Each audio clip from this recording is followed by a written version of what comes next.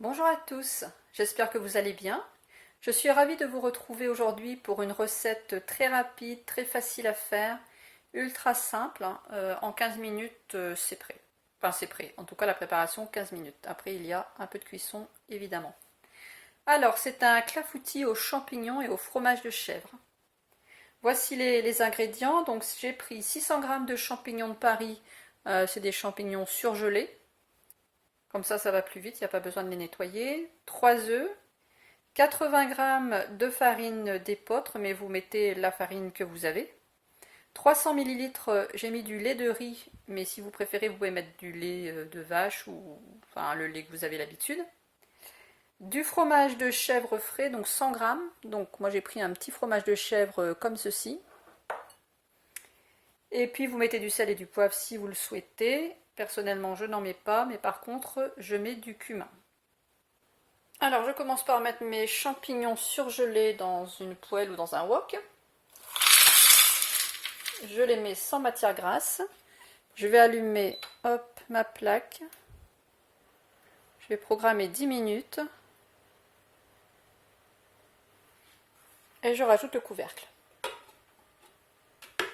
Donc je n'ai rien mis de particulier. De toute façon, ils vont dégorger de l'eau.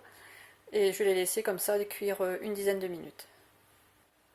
Pour cette recette, je vais encore une fois utiliser mon blender.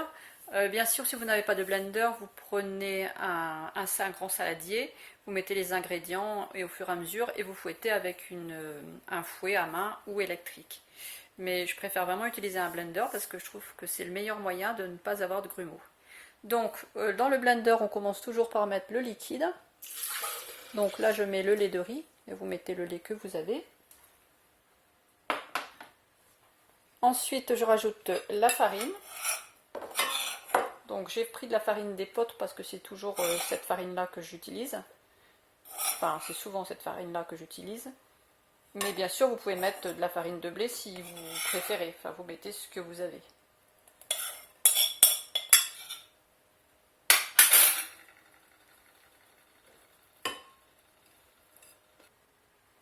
Je rajoute les œufs. Je rajoute le cumin, vous mettez du sel et du poivre si vous voulez. Vous pouvez mettre aussi du cumin ou d'autres épices. Et je vais rajouter le fromage de chèvre, que je vais quand même couper un petit peu en morceaux avant de mettre.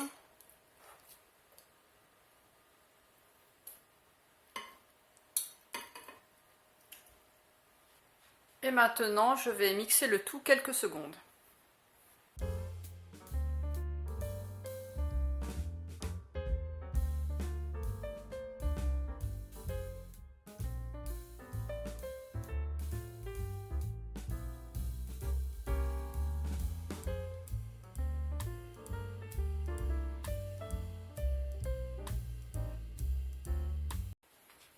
Ma préparation est déjà prête, c'est vraiment super rapide.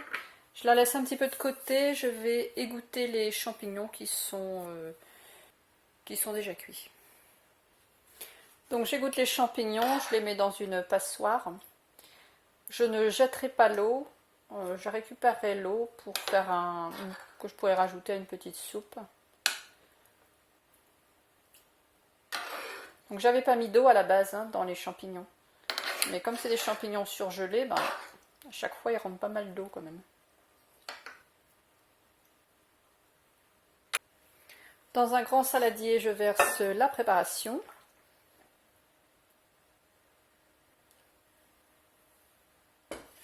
Et je rajoute les champignons, qui sont bien égouttés. C'est incroyable comment ça réduit les champignons par rapport à tout ce qu'il y avait tout à l'heure. Voilà, hop. C'est vraiment la préparation ultra rapide. Je mélange un petit peu et puis maintenant je vais mettre tout ça dans un plat. Je vais utiliser un plat à manquer. Donc j'ai pris un plat à manquer parce que le rebord est assez haut, parce qu'il y a quand même pas mal de préparation. J'ai mis un petit peu d'huile d'olive dans le fond, je l'ai étalé vraiment pas beaucoup, mais juste un petit peu d'huile d'olive. Et maintenant, je vais transférer... Bon, là, je vais faire des bêtises. C'est pas toujours évident de filmer et de... Hop, c'est bon, ça va le faire.